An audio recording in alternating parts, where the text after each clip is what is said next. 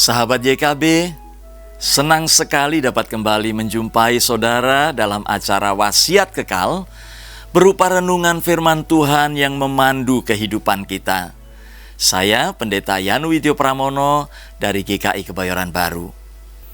Sahabat, renungan kita hari ini, Kamis 25 Januari 2024, ditulis oleh Pendeta Agus Gunawan dari GKI Kebonjati dengan judul Firman Allah Tidak Mungkin Gagal. Renungan ini didasarkan pada surat Roma pasal 9 ayat 6 hingga ayat 18. Dan yang akan menjadi pusat perenungan kita adalah Roma 9 ayat 6 bagian A. Sahabat, sebelum kita membaca firman Tuhan dan merenunginya, mari kita berdoa.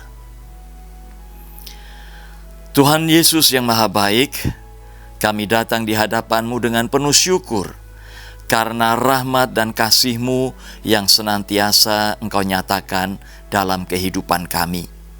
Di dalam kami menjalani kehidupan ini, satu-satunya suluh dan pelita kebenaran adalah firman-Mu.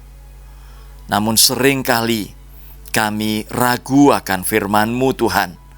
Ampuni kami, dan saat ini kami mau belajar dan meneguhkan hati kami bahwa firman Tuhan tidak mungkin gagal.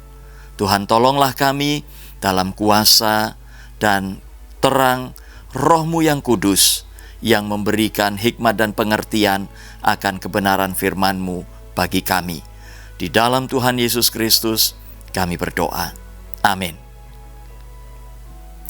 Sahabat, saya akan membacakan surat Roma pasal 9 ayat 6a untuk kita. Beginilah apa yang tersurat. Akan tetapi, firman Allah tidak mungkin gagal. Sahabat yang dikasihi Tuhan, ada pergumulan teologis besar dan sulit bagi Rasul Paulus. Pertama, Rasul Paulus yakin bahwa Israel adalah umat pilihan Allah.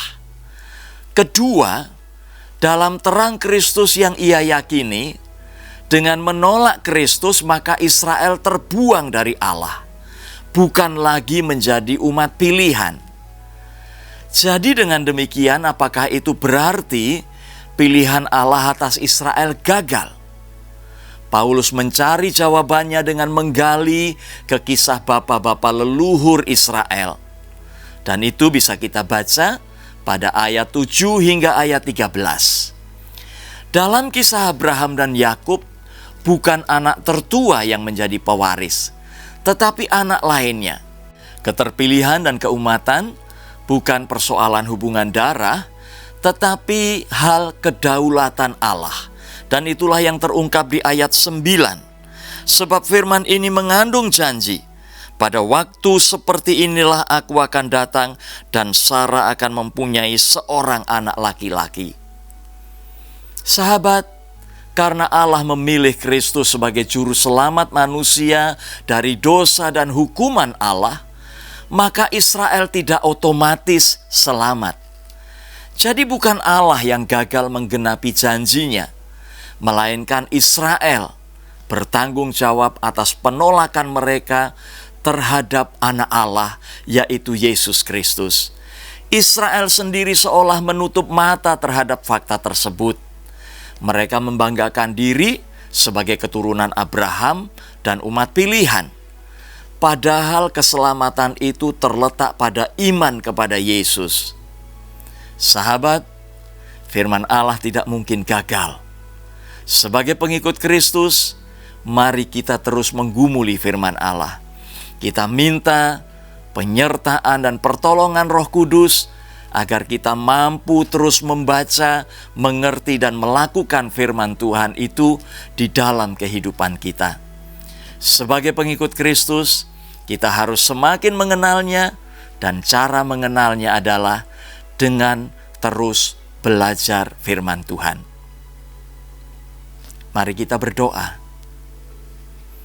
Tuhan, kami mau terus menjalani kehidupan ini di dalam bingkai kehendak-Mu. Dan itu tidak bisa kami lakukan jika kami tidak belajar dari firman-Mu.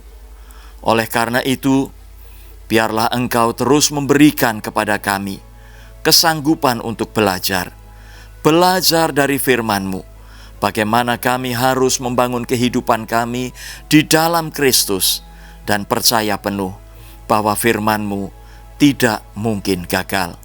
Terima kasih Bapa, di dalam Tuhan Yesus Kristus kami berdoa. Amin.